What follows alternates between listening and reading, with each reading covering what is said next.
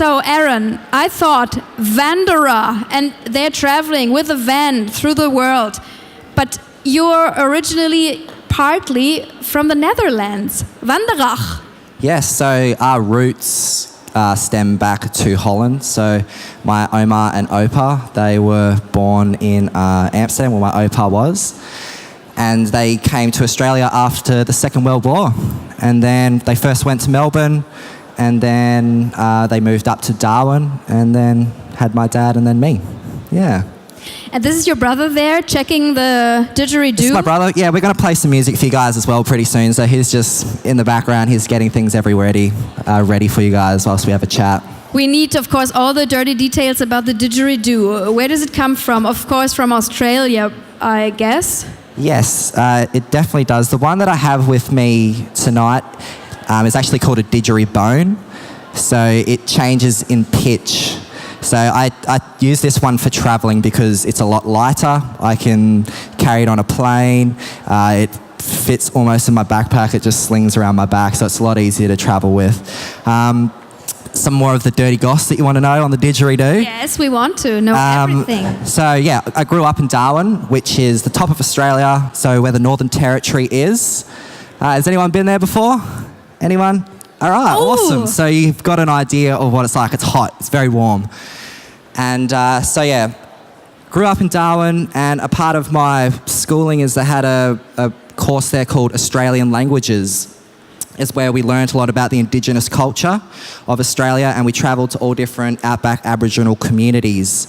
And one of them I went to in particular was called Milingimbi, and then we went to Ramangini, which was a little island, which is still in the NT, but it's closer to Queensland. Well, if you're looking at it this way, yeah, Queensland, the east coast side. And I got adopted into the Bangadi skin group. So the Indigenous culture, they have different skin groups, which is their social structure. And my Aboriginal father from the Bangadi skin group, he gave me a didgeridoo. So that's the origins for me on how the didgeridoo came into my life, and how, it started with our music. But when you've been given the didgeridoo, can you play it at once, or do you have to learn? Is it a long way to play the didgeridoo in the right way? Yeah, it took me a little bit. I mean, I'd played it a handful of times beforehand, so I could play it a little bit, but the circular breathing, that's what took me a fair bit of time. I watched YouTube tutorials. Well, actually, my original father, he showed me a few techniques, but then I came home, I just watched YouTube tutorials, and I sat in the toilet because it's got good acoustics, and I played it for like a month straight until I could circular breathe. And what about the curls? You and your brother have so much curly hair. Is it from the Netherlands or Australian roots? I wish I could give you the answer to that. It's from my dad's side, which is the Dutch roots. But do Dutch people normally have curly hair though? It was just a joke. Just a joke. I thought they were more straight and blonde hair. Yeah, maybe that. Maybe it comes from somewhere else. Who knows? So what is so special about your band, about this duo VanderAa, that we are about to hear? And of course, vorher werden sie natürlich auch noch hier euch mal sagen, was sie alles schon für verrückte Sachen gemacht haben. Tell us a little bit about the first days of making music together and what developed from that. Standing here at the Berlin Travel Festival, which is a very great day for you, you must admit. Well, it's our first arena gig. I think that's pretty exciting. We can tick that one off the bucket list. What makes us special? I guess we're brothers. So my brother and I have been on this journey since we started playing music, which was about 9 and 10, and from that the passion built, the passion grew, and the older we got, the more we fell in love with music, and then we figured out that we could make a life and a living out of playing music, and then these different elements sort of started coming in, so like the didgeridoo and then djembe, and then we were sort of like figuring out all these different ways and how we could make our setup portable, and we could take it overseas and busk and make it easily transportable. So, and then like music-wise, we like to have a bit of fun, so we like to bring a bit of energy. It's a bit funky, and yes, indie roots style music. And you started also as buskers, playing on the street. Yeah, that's we call it cutting our teeth. I don't know if you have that saying here, cutting our teeth. So on the streets of Darwin, we were just like, this is Levi. Have you finished checking the dig? Yes, the dig is ready to go. Ja, das Didgeridoo funktioniert. Sehr schön. Good, so we worked that out. You will, before making music, telling us a little bit about your crazy VanderAa life, right? Yeah. Then I will leave the stage and leave them to you. Die VanderAas aus Australien. Ah, thank you. Thank you.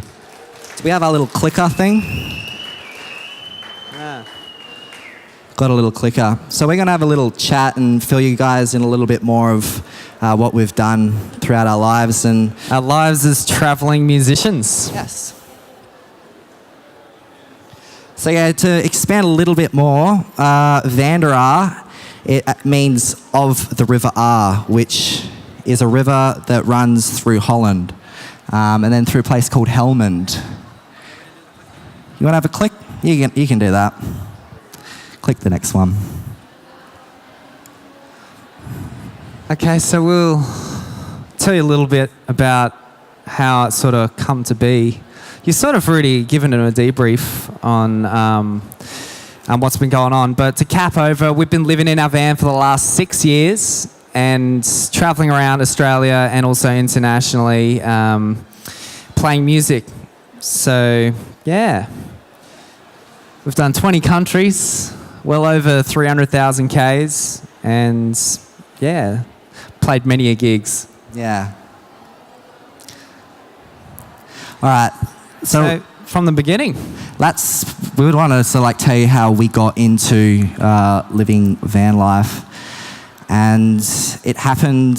I think it's about 2009. Opa from Holland, actually, he owned a Winnebago, and he lent it to our family. So me, Levi, our mum, and our father, and we went on a family trip. It started out as a family trip through far north Queensland. And we decided from that we would turn a tour into it. So we were really passionate with our music at that point of time. And so from that we ended up doing 13 gigs through far north Queensland.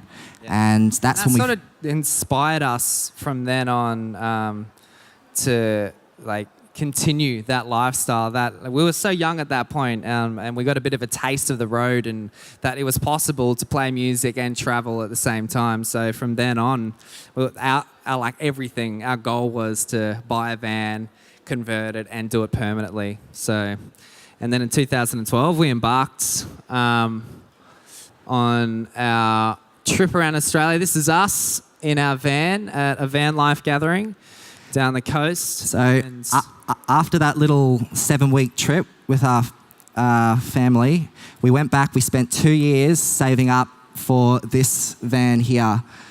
And this was all bought with money from music. So busking on the streets, doing gigs and teaching guitar. So, and then here's a couple of snaps of us in Byron Bay. Has anyone here been to Byron before? Yeah, Byron's a bit of a hot spot in Australia. So yeah, we built with our dad. Our dad's an engineer. He helped cut it up, put solar panels on the roof. We got a fridge put inside, some beds, some storage space for all our music gear, inverters, batteries, all the works and jerks.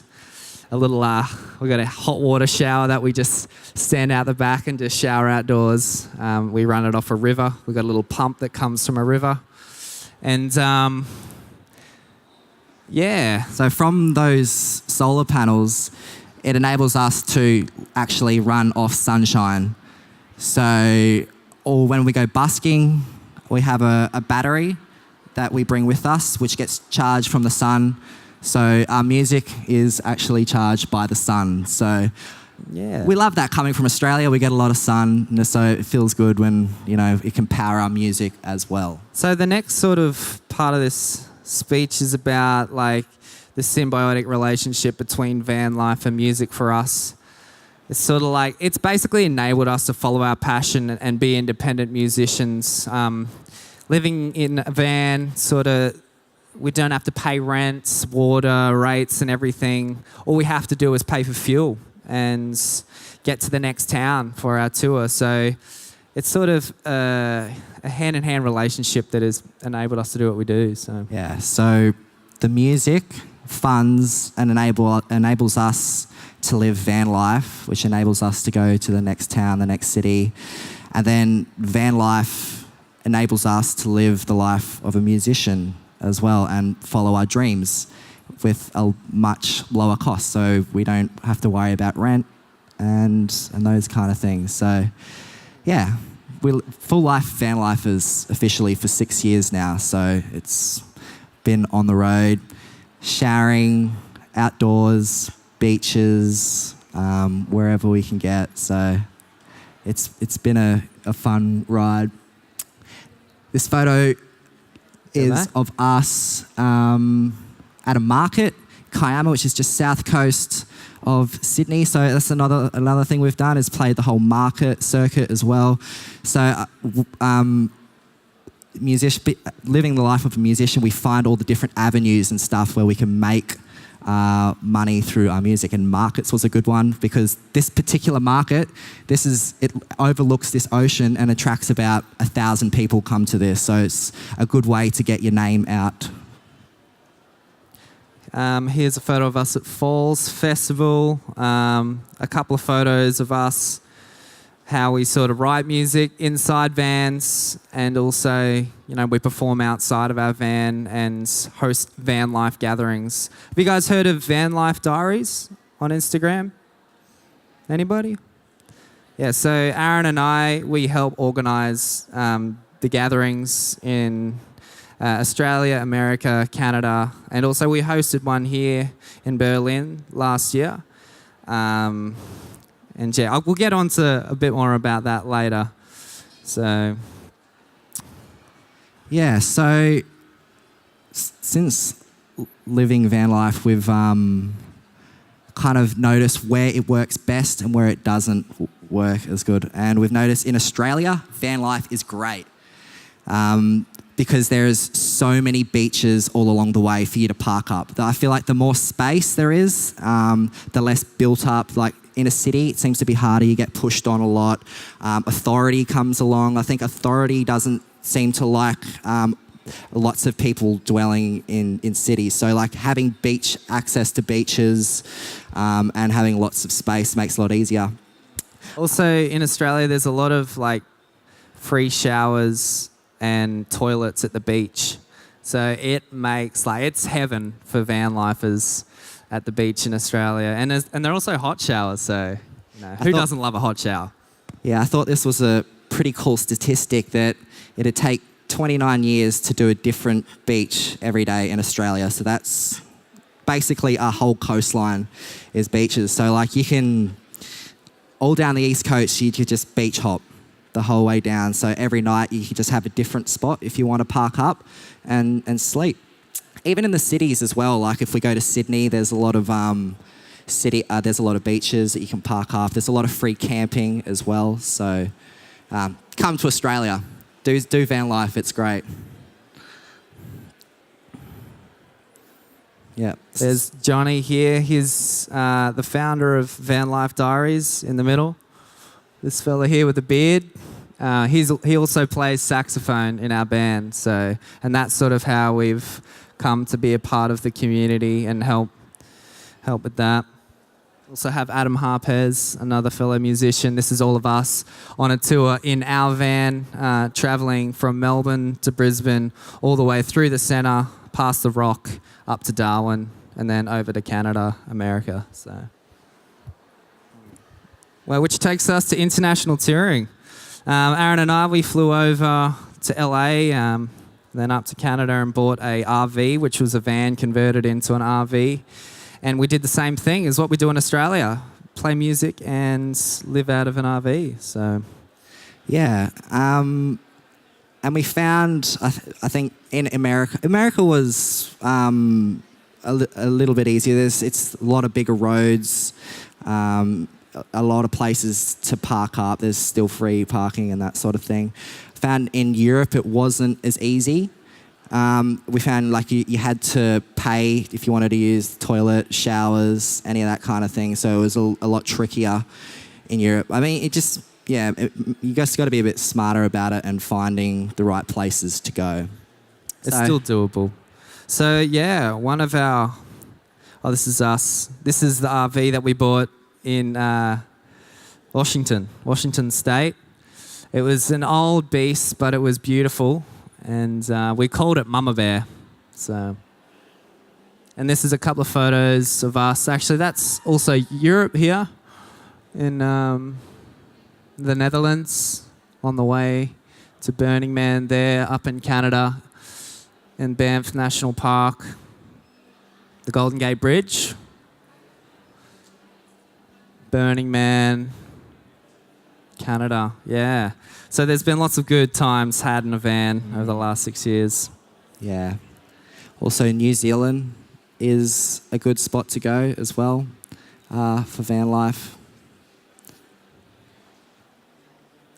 Burning Man was probably a highlight for us in terms of what we do for music. We also took the RV out there. We collaborated with an organisation called Red Lightning, and we helped facilitate one of the globe's biggest... it was a global drum prayer. So I don't know if you guys heard of Standing Rock, the stuff that happened in North Dakota. Okay, so I'll give you a little overview about that. There was a pipeline being built under the river. I think it was the Mississippi River. And anyway, it was going to pollute the waters, and all the native people of that area rallied together against the oil corporations who were wanting to build this, the pipeline. And anyway, so we were building awareness, so we helped fundraise to get 30 of these Indigenous First Nations people to Burning Man and spread the awareness about this cause. And it was amazing. We also played ourselves, but here's a photo of us. It was a massive drum prayer session around a sacred fire. We helped build 12 teepees with the First Nations people, and there was about a couple of thousand people there. It was globally being streamed to 1.5 million people. It was a massive event. So, here's some of the shade structures that we helped build. There's Mama Bear and us at the camp. We helped build some native drums too with the natives. And it was a beautiful experience. One thing that I have really loved about living van life is the community aspect. So there's a deeper connection going on of people that are getting out on the road. They're looking for something that's a little bit different. They want to push past the norms of paying rent and being at a 9-to-5 job and trying to explore life from a different point of view, trying to live from just have a different existence, I guess. And then from that, there's a whole collection of people coming together from all different walks of life, and you get to meet them out on the road. Like our friends who's living in the Land Rover running his business, and we met him here last year at the Berlin Van Life Gathering, and we've met families over in America who have raised their kids as working doctors and teachers and raised their kids living in vans. So it's all walks of life, and this community here that we're a part of, Van Life Diaries, is a special one because basically we set up these gatherings and we have a campfire. That's our van up in the back left corner there. And we all just sit around and we share stories and we share music. And it's just simple way of living, getting out in the bush and just coming together. So we always encourage, if anyone comes, if any one of you came to one of these gatherings, we'd go, what would you like to offer? I mean, it's not, you don't have to, but it could be poetry, it could be yoga we could do one day. So people come in and they just share their little gift or Their craft. their little thing that makes their heart set alight and scream with excitement. So that's the beauty of these communities coming together, and it's a global community. It's happening all around the world right now, and they're all living on wheels. We move from different place to different place, and the one thing that has truly brought us all together is technology. So the power of social media. So, I mean, when we first started out van life 6 years ago, we didn't know it was called van life. We were just traveling Australia playing music from our van.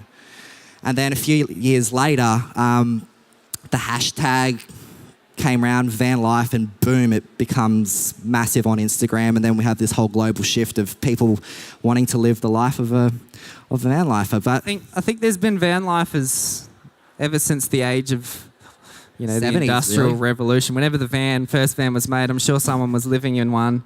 But I think the beauty of the internet, it's now we're all getting to come together and, share how we've all lived the journey of being in a van. So everyone has a story to share. So we all sit around campfires and listen to what people have to offer. here's another this is a van life gathering.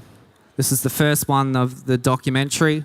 We did 7 gatherings all up, and the documentary will be coming out later on this year. And we usually have like a musical performance at the van life gathering, so this is us performing.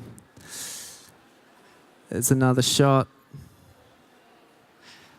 There's a lot of beautiful photographers. This is Hayden Eyes on Instagram. We're running out a bit of time as well, so if we want to play some music. Okay, we better get to it. Keep Well, let's wrap it up then. Yeah. Do you want to wrap it up here and get into music, or you want to? I think this is a good one to touch on. All right, we'll leave it on this one. Yeah. So Yarn is an organisation that really has cultivated this connection and bridge between the Indigenous of Australia and everyone who lives there as well. So, and it's all done through story and having a yarn. So I don't know if you've heard of that expression. Having a yarn is like having a chat or having a discussion, kind of like what we're doing, but we have this to and fro, and we sort of explore our roots, where we all come from somewhere. So, and we all come together at this one space around the fire and connect. So that's kind of a brief overview of what yarn is. Yeah. I do really want to touch on this, because when traveling, there is a lot of not knowing what is next. So like the unknown. Where's the next paycheck going to come? Where's the next gig going to be? Are we going to break down? Is my van going to make it to the next town? And this has all happened. Like we've broken down many times, worried about money or that sort of thing. But I feel like the past 6 years of, I guess, just doing this and learning from it, I think you learn to trust in the unknown, and that in the end it actually has your back. If you go out there and you believe, your path is. You're going to get a good return. Yeah, you just believe that everything is going to be okay, and the universe will have your back. So yeah. Trust in the unknown, and in the end, you kind of get a little bit addicted to it. You're like, oh my God, what's gonna happen next? I don't know. Let's go. Let's hit the road. All right. And last but not least, we've collaborated with a lot of non-for-profit organisations in exchange for a free download of our music. Anybody doing an act of kindness like donating blood or cleaning up beaches, we give a free download. And this has connected us with heaps of awesome people. Here's a couple of snaps. This is Fluoro Friday. This is about mental health. We come together, have a surf in the morning, and we talk about mental health. Everyone wears crazy fluoro clothes just to lighten up people's day, just to shed a bit of light on mental health. Crew from Tom's, we do a lot with Tom's, beach cleanups, and they're an incredible store. Check them out. They're just over here. They've got a similar ethos to us. They give back with their clothing line, and so we've done a lot with them. Sea Shepherd, lots of stuff with them. This hat I'm wearing, friends of ours, they plant 10 trees for each hat. Yeah, Will and Bear. Yeah, Will and Bear. And yeah, Clean Coast Collective, we do a lot of beach cleanups because we love the ocean, we love surfing. And yeah.